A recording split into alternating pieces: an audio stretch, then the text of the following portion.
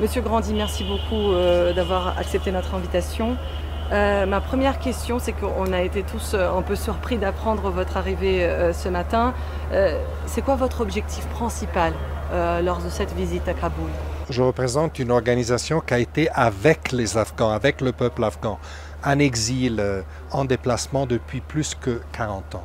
Donc c'était très important pour moi, en ce moment très difficile, de venir à Kaboul, en Afghanistan, et d'exprimer ma solidarité avec le peuple afghan, avec les déplacés, avec les réfugiés, mais aussi pour démontrer concrètement l'appui que je veux démontrer à mes collègues des Nations Unies, des ONG locales, internationales, qui travaillent par centaines ici.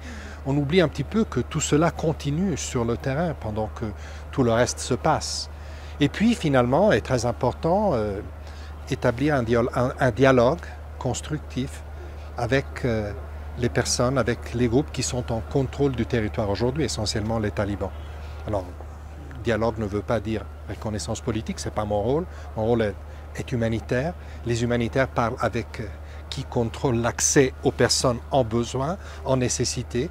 Voilà, ce dialogue est déjà commencé. Un de mes collègues, Martin Griffiths, était ici la semaine dernière.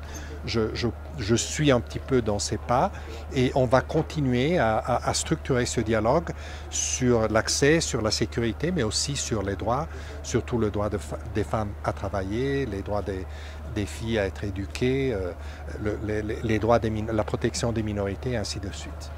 Ce dialogue, parfois, comme vous avez dit, il préoccupe un peu certains Afghans qui se disent qu'il ne faut pas négocier avec les talibans. Ils ont très peur de perdre leur liberté.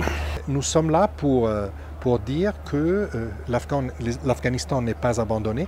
Nous sommes là aussi pour rappeler à la communauté internationale qu'il ne faut pas oublier l'Afghanistan. Je me souviens très bien, dans les années 90, à un moment donné, la communauté internationale a pratiquement lâché l'Afghanistan, avec les conséquences qu'on connaît. Il ne faut pas répéter ces erreurs. Concrètement, comment ça va se passer? Est-ce que vous allez aussi aborder ce sujet-là, des départs des Afghans qui veulent partir, qui veulent chercher refuge ailleurs? Ce qui est important, c'est que pour les Afghans qui, tout seuls, quittent le pays, et il y en aura certainement, j'espère pas un grand nombre, mais il y en aura certainement, et qui veulent franchir les frontières, le dialogue doit être surtout avec les États voisins, le Pakistan, l'Iran, les États d'Asie centrale.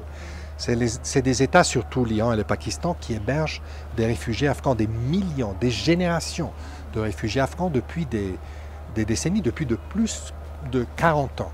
Donc, important de leur dire, s'il y a des Afghans qui frappent à votre porte, ne la fermez pas. Mais c'est également important de dire à la communauté internationale, il faut soutenir ces États, plus et mieux, et avec plus de constance et de substance.